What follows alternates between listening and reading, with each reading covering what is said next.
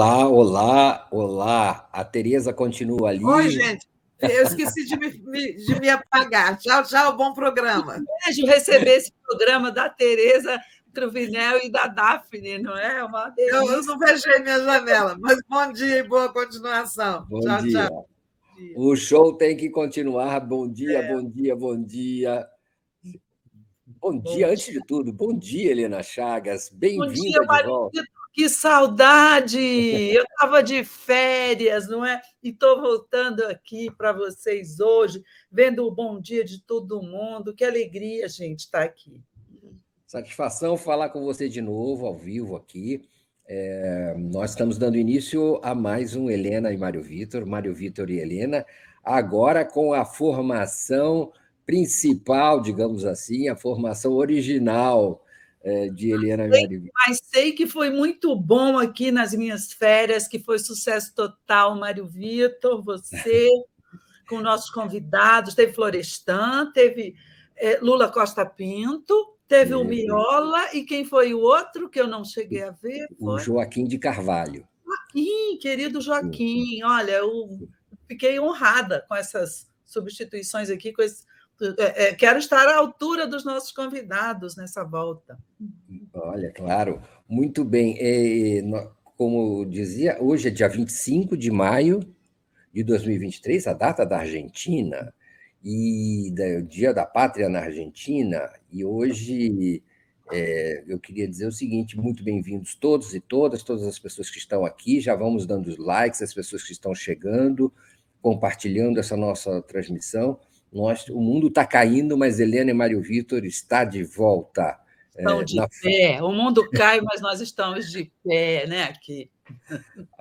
Muito obrigado pela audiência de todos. Vamos começar dizendo já o seguinte: você pode se inscrever na TV 247, aperte aí esse sininho, você que está chegando pela primeira vez, você vai receber notificações. Dê o like na transmissão do YouTube e também, se quiser, pode enviar comentários aqui na área do chat, informações, dúvidas, críticas, perplexidades. Perplexidade é o que não falta no dia de hoje. E então, divida conosco, nós vamos lucrar muito com as contribuições de vocês. Bom, nosso título é... Como é que é o nosso título? O nosso título de hoje é Lula vence no arcabouço, uma coisa assim, é isso? Marina paga a conta. E Marina paga a conta. Helena Chagas, que situação, hein? Que situação que nós estamos vivendo. O que está acontecendo, Helena? Você já chegou no caos, já chegou no despenque geral. Já deu para pegar um pé da situação? Deu. Hoje de manhã, cedinho, eu Só tive... pouquinho. O Brasil não é para amadores, não é, Helena? Não, de jeito nenhum. Lá de fora a gente fica olhando meio surpresa. Mas olha só, antes de tudo, quero contar, minhas férias foram maravilhosas, tá, Mário Vitor? Gente, eu tive em Lisboa e eu tive em Berlim, que é um desbonde.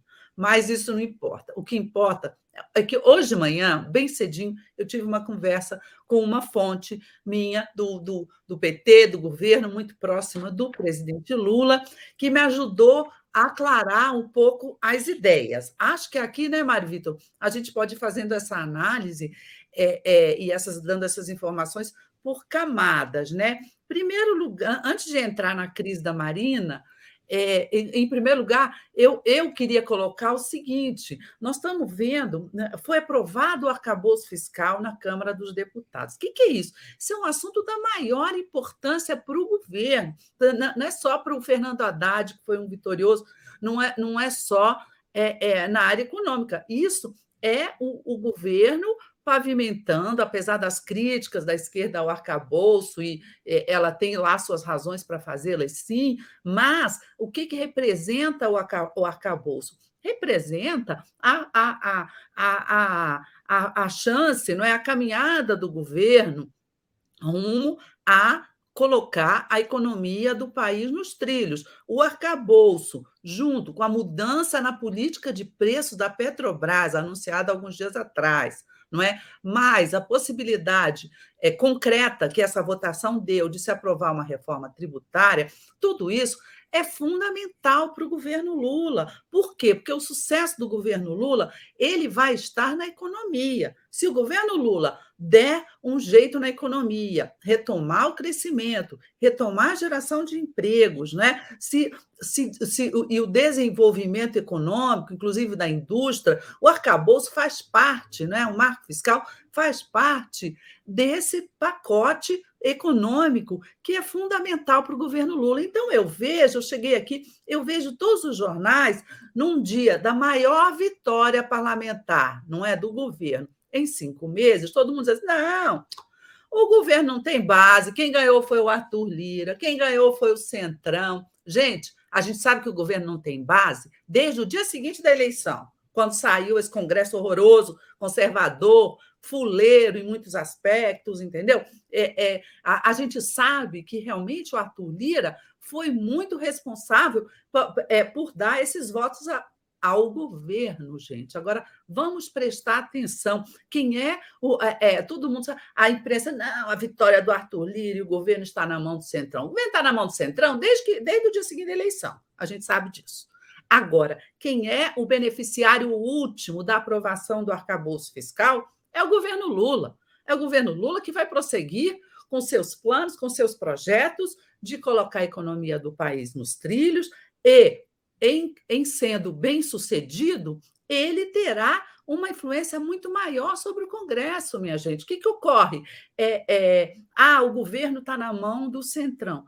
Tá.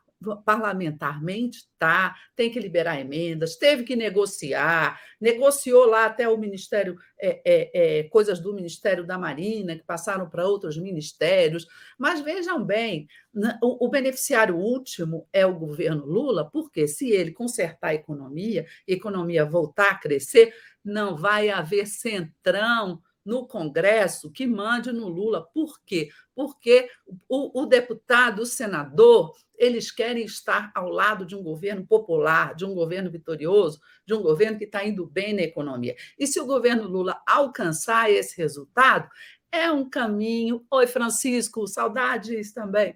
É um caminho para pavimentar a reeleição do Lula, pavimentar a eleição de seu sucessor, não é? E pavimentar o sucesso do governo Lula. Nesse caso de hoje, o que a gente vê é o seguinte: só se controla um Congresso com essa maioria de centrão, de centro-direita, de fora para dentro. Um governo popular, um governo com amplo apoio, tem controle sobre o Congresso. Um governo fraco, um governo que esteja perdendo popularidade, não tem, e fica na mão do Congresso. Então, vamos ver, gente, isso aqui não é uma corrida de 100 metros rasos, isso é uma maratona, não é? Essa relação com o Congresso, tudo isso que está acontecendo e que a gente está vendo, isso aqui são os primeiros passos. Vamos ver o que vai acontecer na economia, que é a questão decisiva do governo. Então, minha primeira observação,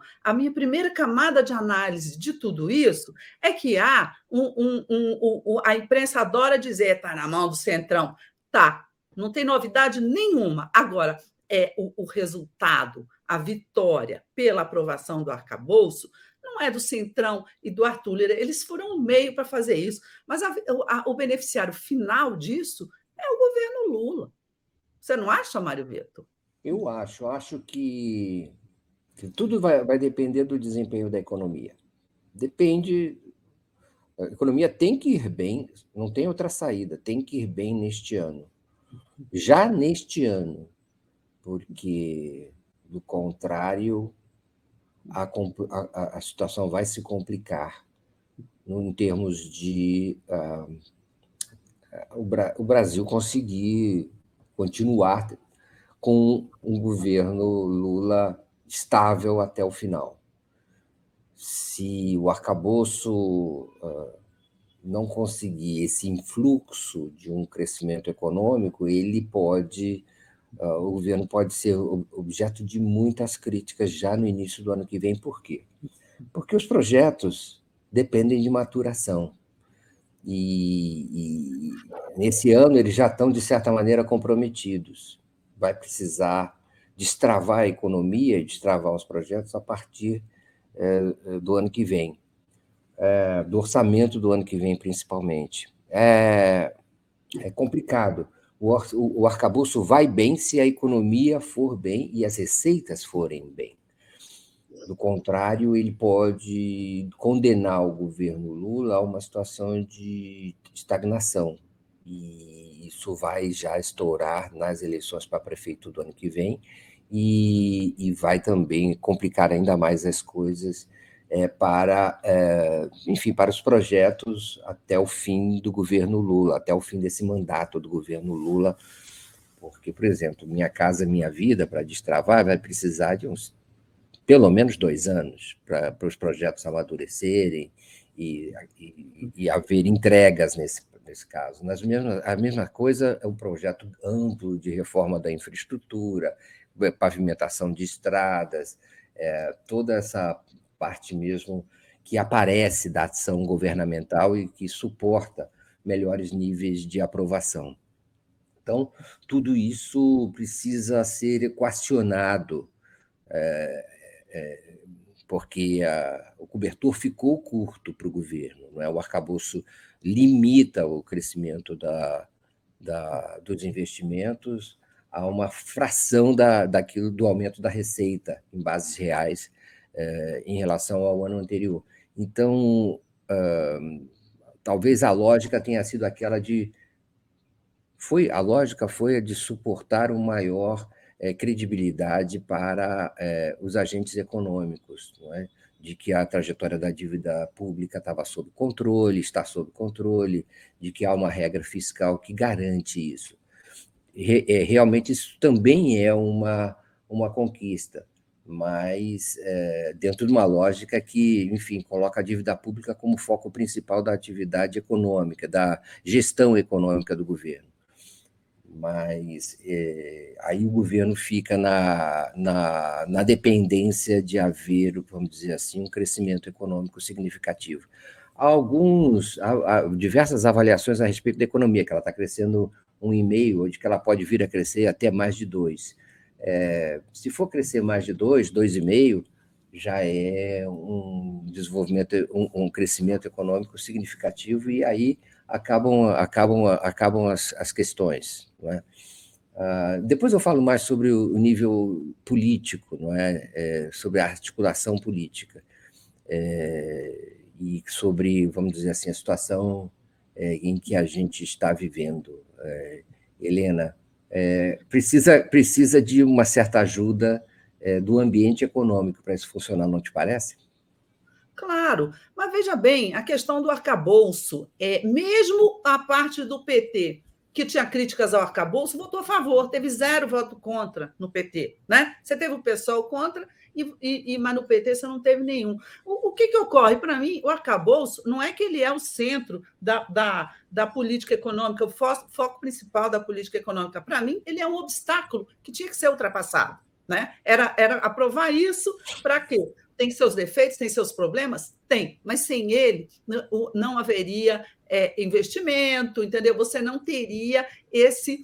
Infelizmente, né? O mercado funciona assim. Eu estou sendo pragmática. Sem o arcabouço, ia ficar difícil, né, superar essa etapa. Então, pronto, votou o arcabouço, quer dizer, ainda falta votar no Senado, né? Votou na Câmara, mas era preciso, era necessário, foi uma vitória a longo prazo do governo. Nós temos que ter essa visão de longo prazo. Não é a visão do hoje, dos votos que o Lira deu e da faca que o Centrão botou no pescoço do governo, e botou mesmo, não é? Para dar esses votos. Então, eu acho que tem talvez uma distorção na cobertura da mídia, que ela foca ali no imediato, no imediatismo, olha, tudo que o governo teve que fazer para votar o arcabouço.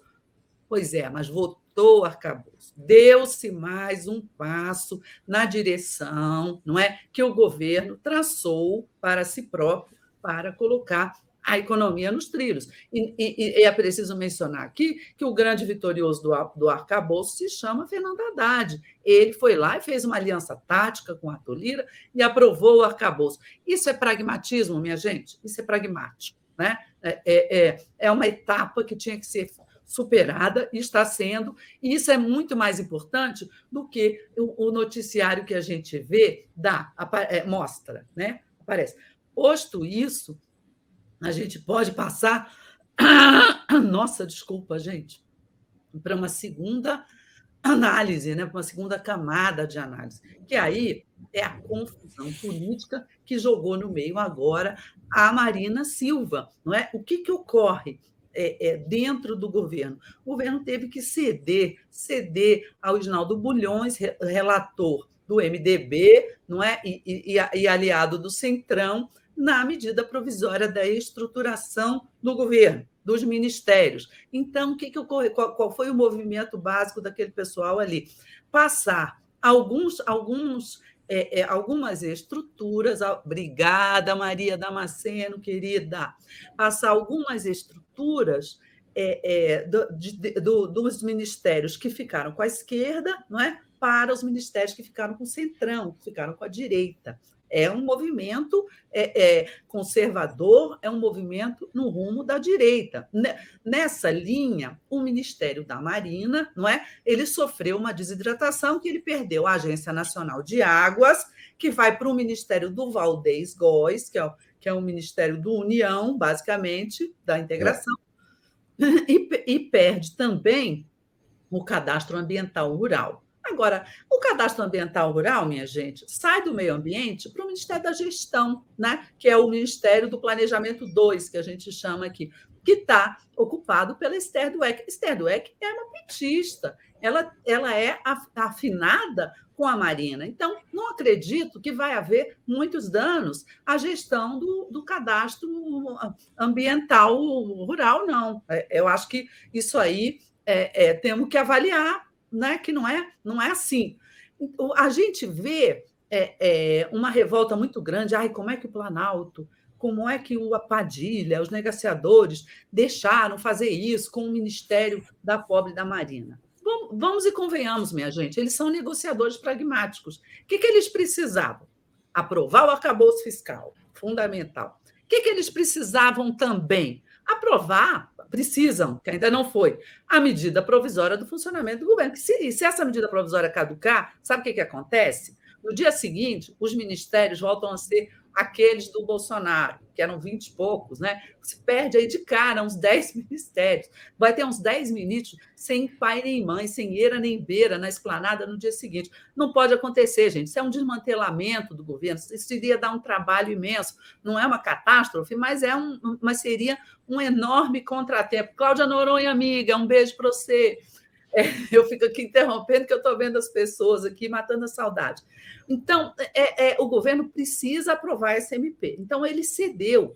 Em alguns casos, ele negociou, em outros, ele cedeu. No caso da Marina, ele cedeu algumas coisas. No caso da Sônia Guajajara, que também reclamou ontem, o Ministério dos Povos Originários perde a função de fazer as demarcações de terra. Mas ela vai para onde? Vai para o Ministério da Justiça, do Flávio Dino. Então, também, minha gente, não é uma catástrofe. Vamos olhar friamente todas essas mudanças. Por quê? Porque, em última instância, são mudanças feitas dentro do governo, de governo para governo. O governo não perdeu, né, esses órgãos, não perdeu essas operações todas. Ele mudou de lugar, né? E ele concordou em meio a uma negociação com o Centrão, com o Congresso, com a Câmara. Por quê?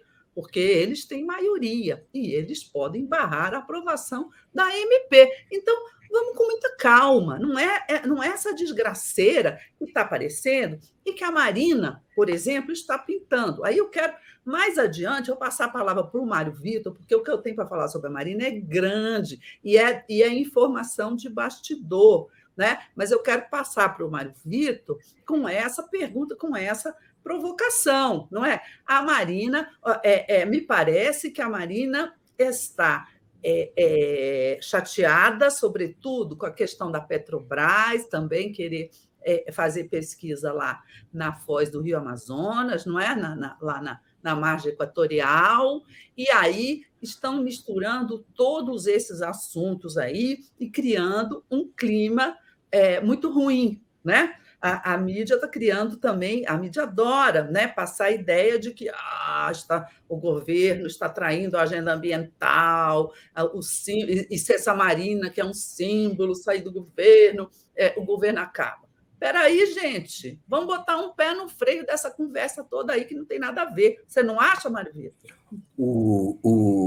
Eu já vou te falar, antes eu vou trazer o superchat de Pice Dalari, que te elogia, diz que a sua avaliação é perfeita, Helena, Ei. e diz que não aguenta mais todo mundo dizendo que o governo Lula acabou.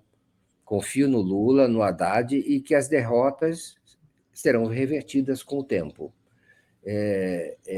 O Marco Liz diz, gente, o governo ganhou com o arcabouço. A economia vai se estabilizar, combustível e dólar vão cair. É isso que interessa. A Marina não é nada. Exatamente. É isso. O Rodrigo, as pessoas estão agradecendo porque elas já estavam tão aflitas e preocupadas que elas estavam ficando depressivas, né? Aqui diz o Luiz Pires, é isso mesmo, até que, enfim, alguém com bom senso. Lula estava procurando oxigênio, agora que ganhou, ninguém segura. Lá fora só estava esperando o Lula fortalecer. Aí vem indústrias e mais coisas boas. E tem o Luiz Prado, que eu acho que eu queria, Luiz Matos, que eu queria trazer também, porque aí ele traz... Nunca tivemos maioria, mas tínhamos excelentes quadros políticos. Hoje temos Padilhas e Teixeiras, e Callan Glaze e Lindbergh. Vai dar muito mal. Enfim, tem diversas perspectivas aí. O Luiz Matos depois complementa. A direita manda no Congresso, aliás, você falou disso também, e faz o que quer nos ministérios. A respeito aí disso... não, aí eu já acho que não é. Exato. A respeito disso, claro, um espaço de manobra dos conservadores, da direita, do centrão, já não é tão assim desimpedido, né? Claro que há uma tentativa de reorganização forte daquilo que o governo Lula propôs e talvez até inédita nessa proporção, mas ainda vamos ver o que vai acontecer, as negociações, os recursos. Hoje mesmo, o ministro Flávio Dino lembrou o artigo 84 da Constituição, né, Helena, que se refere à competência privativa do presidente da República na constituição dos ministérios e dos órgãos da administração federal. É claro que isso conflita com outras determinações legais, mas já é um aviso, um sinal de que pode ser que o governo recorra de certas mudanças impostas ali e que isso possa até ser judicializado, possa vir a ser judicializado. Como sempre, né, a justiça acaba sendo também expressão de uma certa correlação de forças políticas existente no parlamento. Sobre Haddad e o calabouço, olha o que eu ia falar. O arcabouço fiscal. O Haddad, bom, claro que parcelas importantes do governo e do próprio PT não participaram dessa negociação, que foi conduzida pelo Rodrigo Pacheco e principalmente pelo Lira, certo? Essa adaptação. E também numa reunião com o Roberto Campos Neto, na casa, se eu não me engano, do Lira, anteontem ou ontem. Então, há aí uma espécie de consenso, eu não diria... um consenso no lado, digamos assim, liberal, com pelo que nos noticiou a Basília Rodrigues, na CNN, até os empresários teriam participado dessa reunião ou desse esforço, porque ela não identifica se havia empresários presentes nessa reunião. Havia.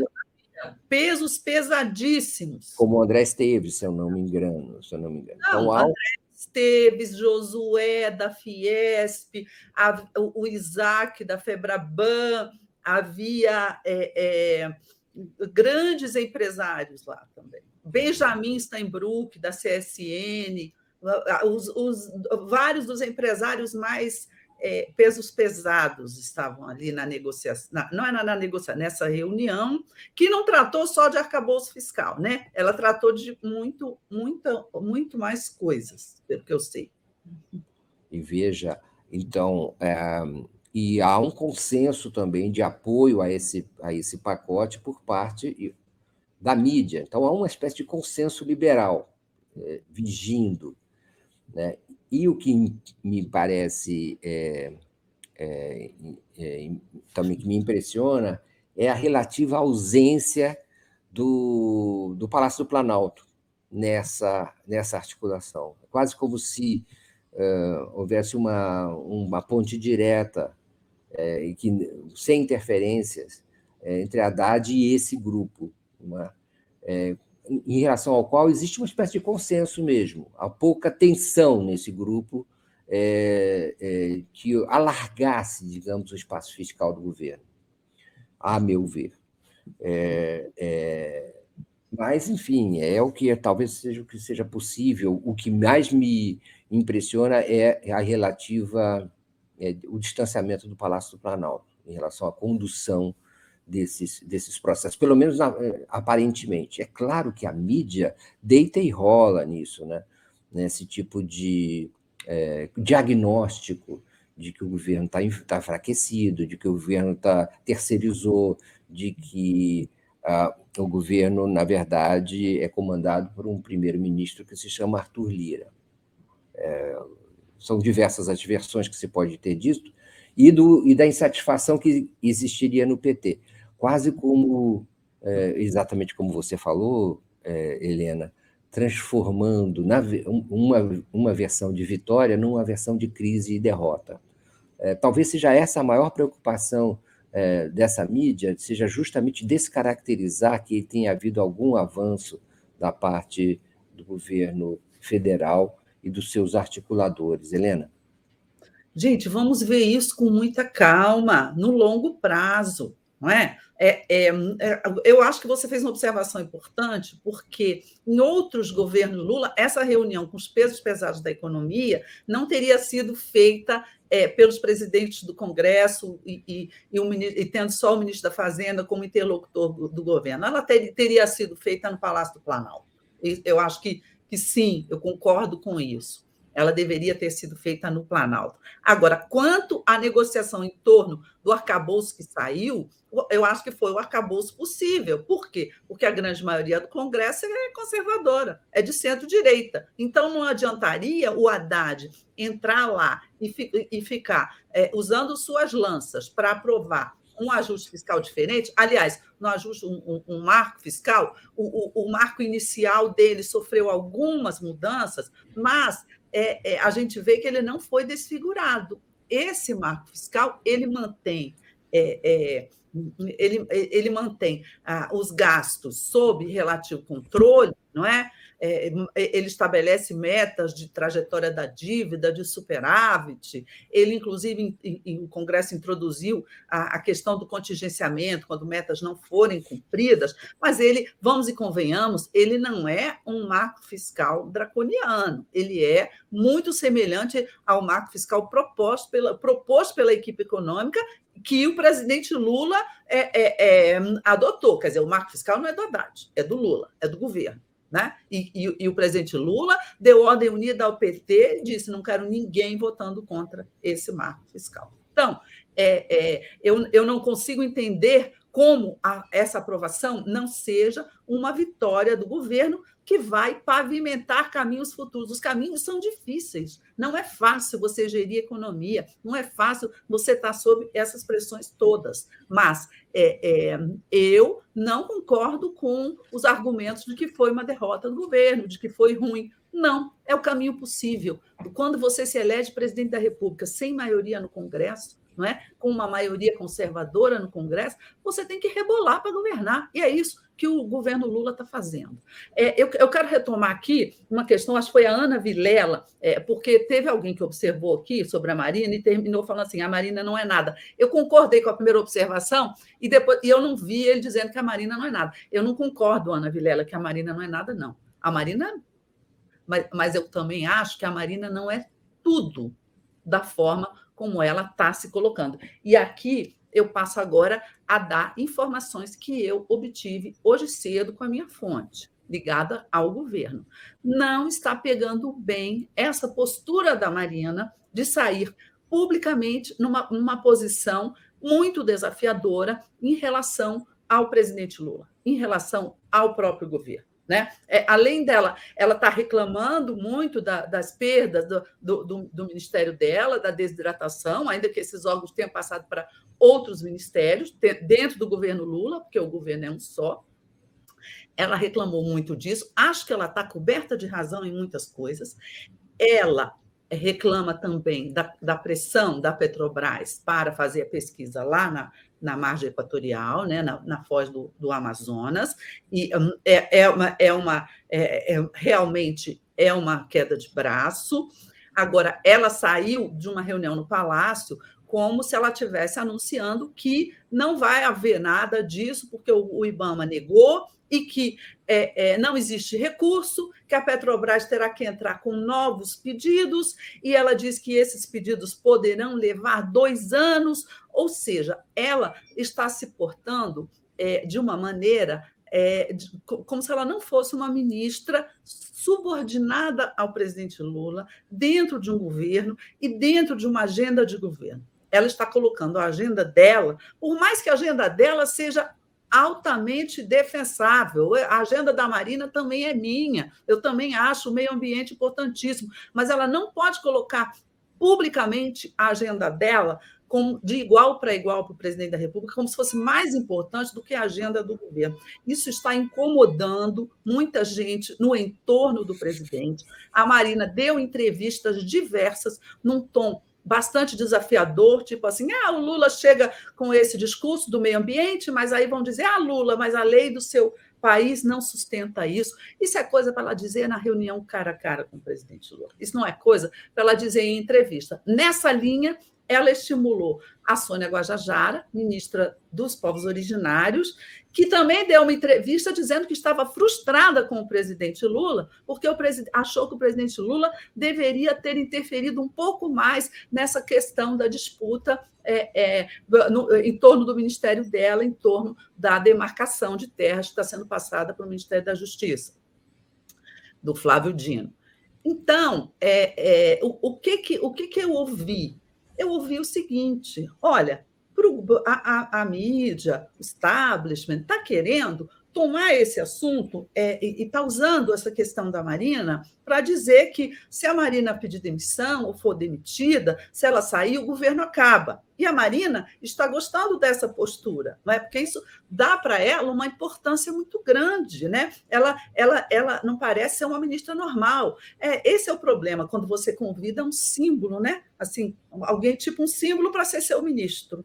E, pelo que me disseram também, isso lá atrás, na época da formação do Ministério, o próprio Lula hesitou muito em chamar a Marina para o Ministério do Meio Ambiente. Por quê? Porque ele conhece a Marina. Ela já pediu demissão lá no Lula 2 por uma questão semelhante a essa da Petrobras. Já houve problemas com Marina. Marina é uma personagem, né? É difícil de ser enquadrada como uma ministra. Só que ela é uma ministra que ela tem que entrar dentro das diretrizes do presidente da República. Ela não pode sair publicamente fazendo esse jogo.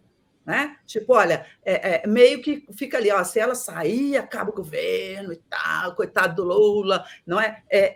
O mundo, não é?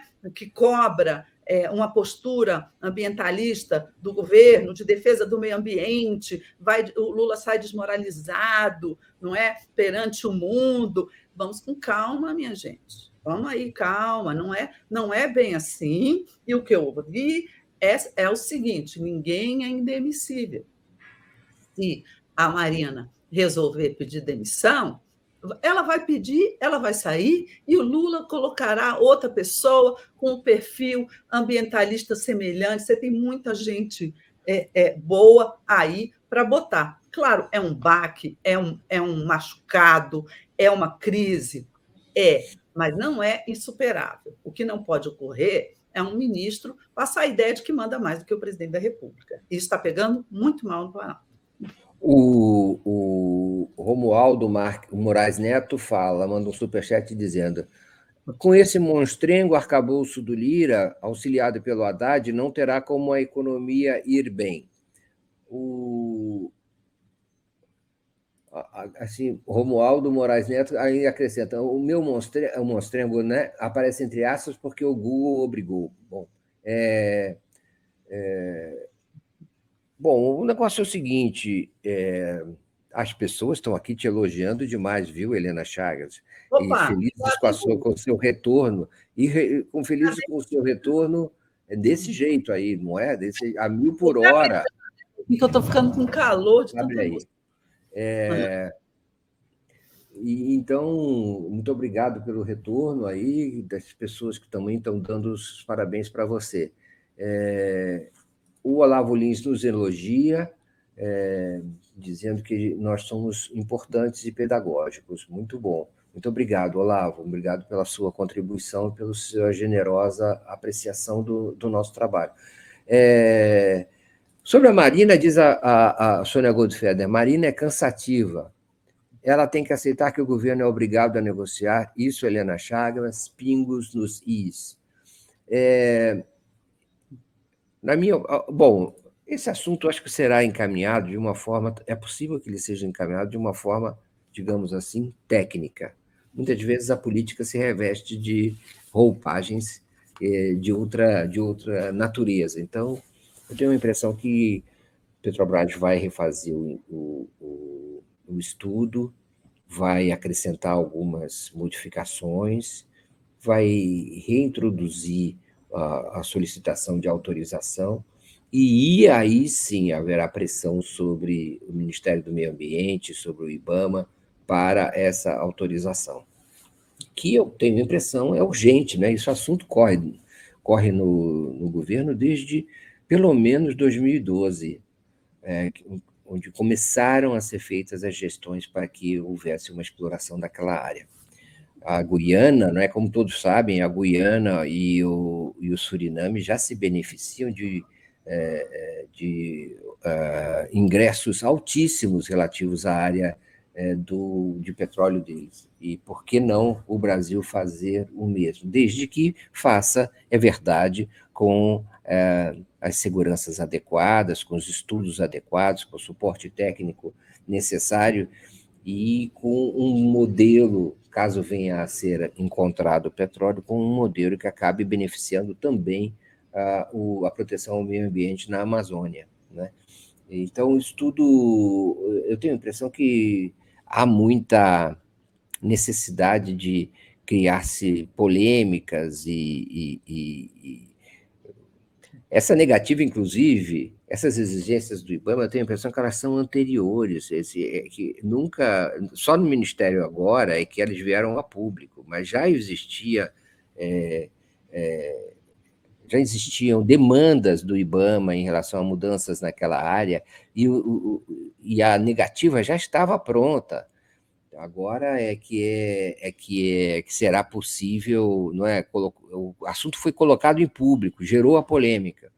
E é possível, eu creio, encontrar uma linha do meio antes que a Marina espane e saia de novo do Ministério, mais uma vez, porque não custa muito, né? Ou ela sai ou ela é colocada para fora.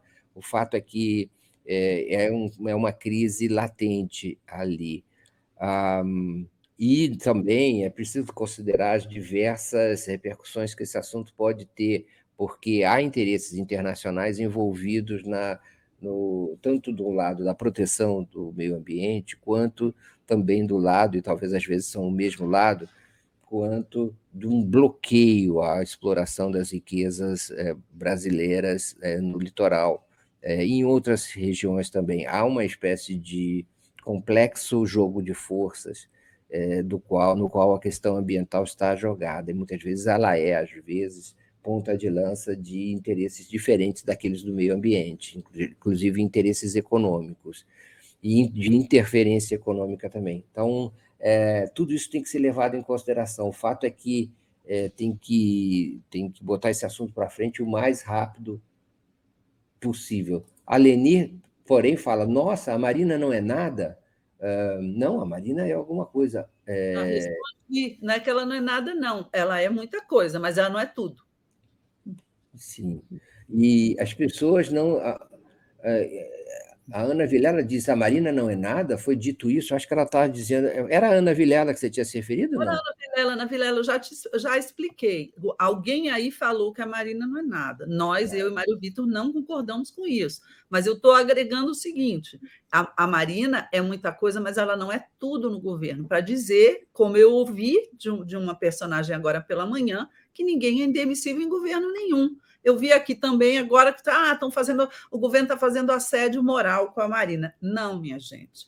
O presidente da República ou outros ministros, governo, não faz assédio moral com ministro nenhum. Eu já fui ministra. Ministro, o que é? Ministro serve ao presidente da República, é nomeado por ele, segue a agenda do presidente da República. Se a pessoa quer ser um grande personagem, e ela é mesmo, ela é uma sumidade nesse assunto, e que ela uma grande autoridade, por isso se dizia, não, a Marina deve ser autoridade ambiental e não uma ministra subordinada ao presidente. Se ela quer falar de igual para igual, advertir, botar o dedinho na cara do presidente da República, ela, então, não pode estar no ministério, né? Ela tem que estar em outro lugar de fala. Lugar de fala de ministro é de assessor do presidente da República, de pessoa nomeada pelo presidente da República, que tem que ser fiel à agenda do presidente da República. O Luiz Antônio do Amaral fala, Lira reeditou o 8 de janeiro e impôs 3 derrotas ontem. Marco temporal, mudanças nos ministérios do meio ambiente e dos povos originários. Um horror, né? Claro, o Congresso é um horror. Falei aqui, esse Congresso, o posicionamento dele é terrível, mas é o Congresso que tem, né? É o que existe para o momento. E parte dessas mudanças na comissão que estuda a reorganização do Ministério, quer dizer, não houve uma aprovação ainda, não é, Helena? Ainda foi aprovado com a participação do governo na comissão, que indica essa reorganização administrativa de troca de funções de ministérios. Isso ainda terá que ser, e provavelmente será aprovado nos plenários. Ocorre que o governo se comprometeu com essa reorganização, certo? Vai ficar para os ministros, tanto se comprometeu com essa reorganização a partir da reunião na comissão. Vai ficar para os ministros defenderem a proposta original do governo, que ela já não está mais defendendo. O Palácio do Planalto já não está mais defendendo, e ficam, então, o que me parece ruim é que o governo comemore essas mudanças, é que o Palácio do Planalto, especialmente o ministro Padilha, diga que elas são uma vitória, como ele disse numa entrevista coletiva ontem. Porque, na verdade, foi o que é possível, não é necessariamente uma vitória. E o governo deveria ter feito esse acordo, mas de maneira tensa e não festejante vamos dizer, com o Centrão, com aquilo que precisa manter essa tensão com o Centrão e não disfarçar que, na verdade, ele está cedendo e tentar transformar isso numa vitória dele, e deixando para os ministros que foram, digamos assim, depenados, a tarefa de de defender o seu território. Então, Sabe qual é isso... o problema? Pode falar. Desculpa. Não, termina, conclui. O governo está numa saia justa, porque, na realidade, o que você está tendo é um conflito de governo contra governo, não é? Porque, no momento em que você... tudo bem, é o Centrão que está relatando a MP, que está operando essas mudanças, mas o governo, Padilha, no caso, ele não pode chegar lá e se posicionar abertamente, dizendo, olha, fomos derrotados, olha, tiraram as atribuições da Guajajara e da Marina, fomos derrotados. Não pode, por quê? Porque o presidente Lula é presidente de todos os ministros. Ele é presidente tanto da Guajajara quanto do Flávio Dino, que vai ganhar as atribuições de demarcação de terras indígenas. Ele não pode dizer que tem uma parte do governo que não é dele, que não é ele. Não pode. Então, ele tem sim que fingir, ainda que seja ali, que ele não foi derrotado. Isso aí para o governo é péssimo. É dizer assim, eu fui derrotado. Claro que o Planalto preferia deixar com a Marina as atribuições lá do meio ambiente, mas o cadastro ambiental rural está indo para quem? Para a Esther Dweck, que também é da esquerda do PT, entendeu? Então, você vê que o ponto de vista da Marina não é exatamente o ponto de vista do Planalto, não é? E que as mudanças não necessariamente acarretarão numa perda dramática de qualidade da gestão como um todo, porque, acima de todos os ministros, está o presidente da República. Então, a negociação dessa MP é delicada. Nela, o Planalto não pode se posicionar, não, eu estou a favor de um e tal. O Planalto tem que fazer o quê? Propiciar a negociação, como ele propiciou, e olha aqui, um exemplo de negociação correta, que foi a do Paulo Teixeira, ministro da esquerda, do PT, do desenvolvimento agrário, e o Paulo Teixeira quase perdeu a Conab para o Ministério da Agricultura, nessa mesma medida provisória. Né? A disposição da bancada ruralista era levar a Conab inteira para o Ministério da Agricultura. O que ocorreu? Padilha foi lá, o pessoal foi lá, o Paulo Teixeira não saiu do Congresso nos últimos 30 dias, que talvez fosse o que a Marina devesse ter feito. Né? Ela está brigando na imprensa, ela está brigando publicamente, mas ela não sentou lá com o relator e com o pessoal para negociar nada. Paulo Teixeira sentou. O que ele fez? Ele conseguiu dividir a Conab, dividir as atribuições da Conab, passou algumas mais relacionadas ao agro para o Ministério da Agricultura, mas ficou com as atribuições relativas à agricultura familiar, que é importantíssimo para o ministério dele, e houve um desfecho, não é? Um desfecho, no mínimo, razoável dessa negociação, que é uma coisa muito delicada mesmo, né? Agora, não dá para o Planalto chegar agora e tomar o partido, não, nós fomos derrotados pelo Centrão na questão do meio ambiente. Não pode, não dá. Teria que ter negociado isso antes. A Marina tinha que ter sentado lá atrás com o Isnaldo Bulhões, o relator da MP, e ter tentado negociar tudo isso. Né? Não se tem notícia alguma de que isso tenha sido feito.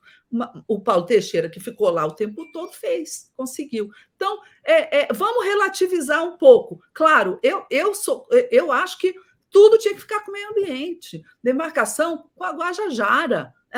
Totalmente a favor. Agora, uma coisa é você fazer isso com um Congresso em que você tem base, né? E a sua MP passa sem alterações de vírgulas. Outra coisa é você fazer isso com um Congresso de direita, que é uma negociação complicada, o qual indicou ministros para o seu governo. Quer dizer, uma parte do governo, Lula, é centrão. Vamos lembrar isso, né? Dentro da esplanada. Ele dorme ali com o inimigo, digamos assim. Né? Ele tem essas pessoas. E ele não pode dizer assim, não, esse é mais ministro meu do que aquele, porque aí vira tudo uma casa da mãe Joana. Você não tem um governo unificado.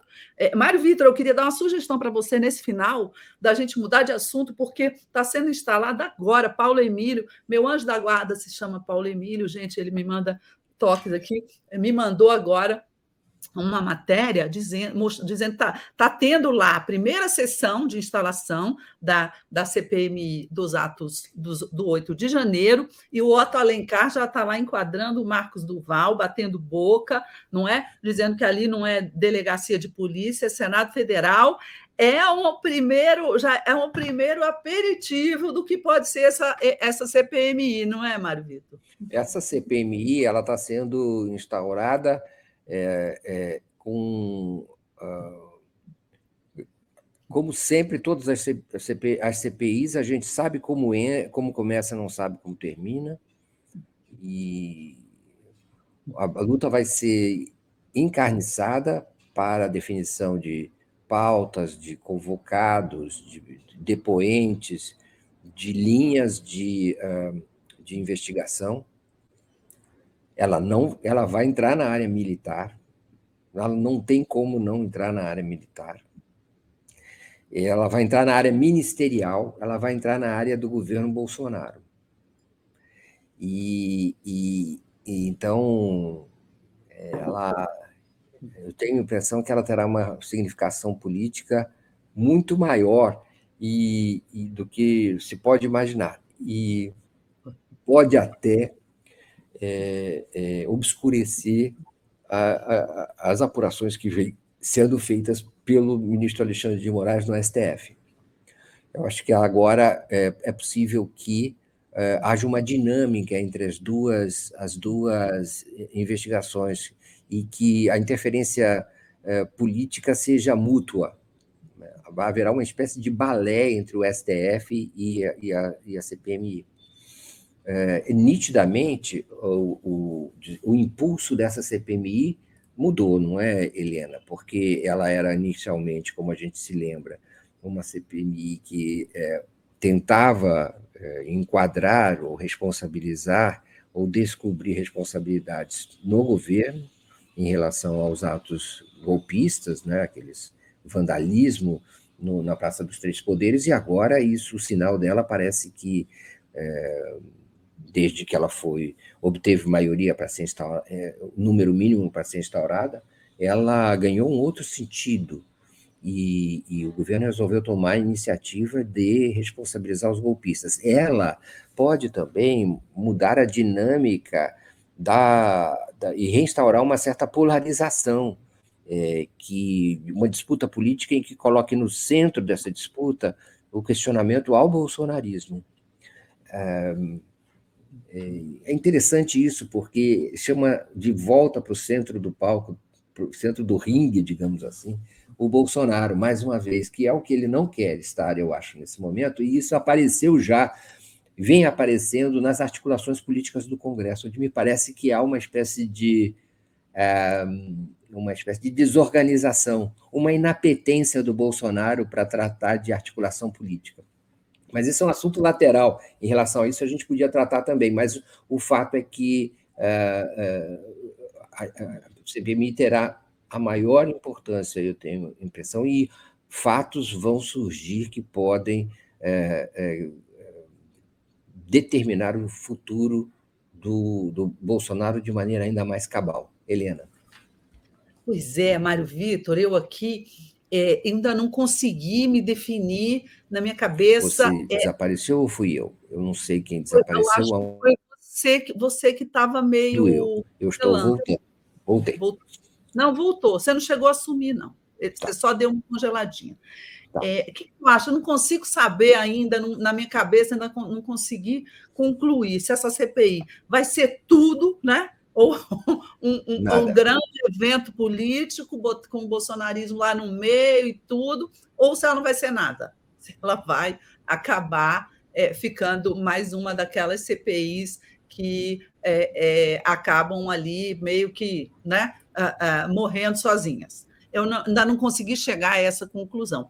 Eu sei que da criação da CPI, né, até hoje, quando estão nomeados todos os membros, ela se instala, houve uma grande protelação, houve uma grande procrastinação de lado a lado. Por quê? Porque tanto os bolsonaristas, a oposição, não é? Que teve a ideia da CPI para tentar responsabilizar o governo pelos atos golpistas, quanto o governo parece que não estão querendo esse enfrentamento, estão vendo que não vale a pena, né? Que estão com medo, mas a oposição acho que está com medo mesmo de ter o Bolsonaro ali no centro do picadeiro. E o governo, eu acho que está avaliando também que não vale a pena, que ele tem uma agenda imensa, ele aprovou agora arcabouço, quer aprovar a reforma tributária, acha que vai ser um gasto de energia, não é? Essa CPI. Então, me parece que a elite política, não é, do governo e do Congresso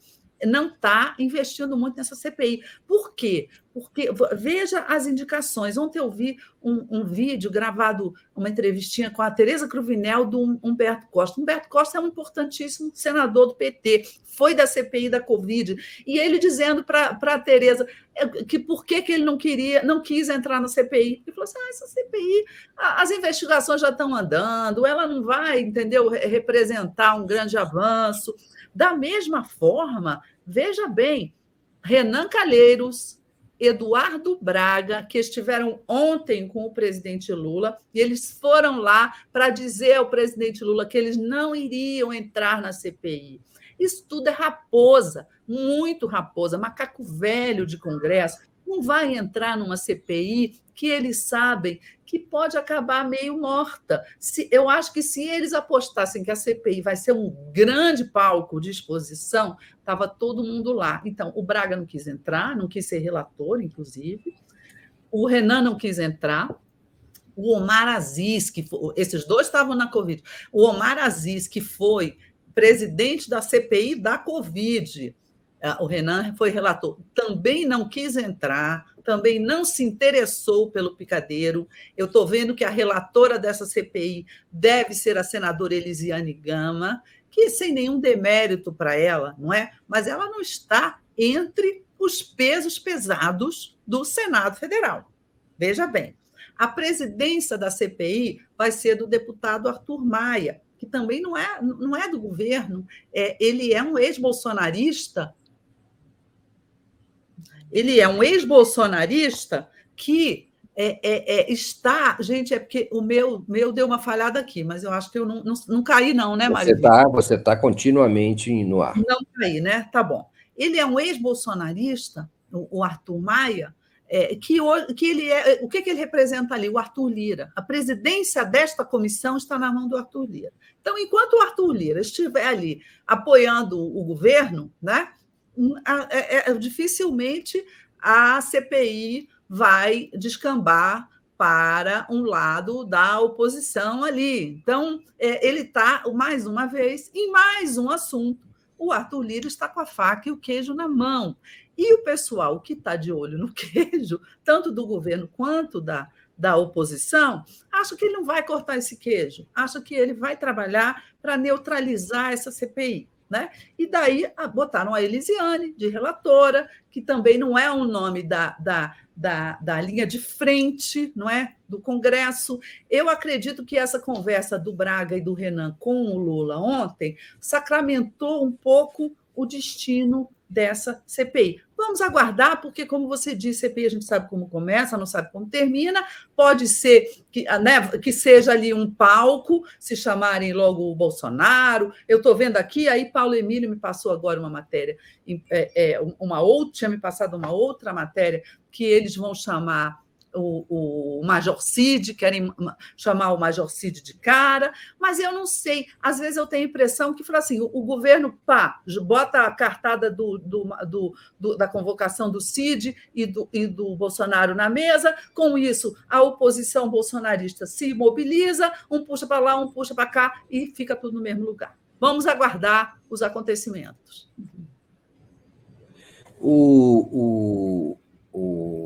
Vamos ver. Eu acho que as grandes estrelas dessa CPI não serão os senadores, serão os depoentes. Vamos ver o que sai desse balaio, não é? Porque tem ali, gente, é aquela coisa, sentou naquela cadeira, tem que começar a performar, não é?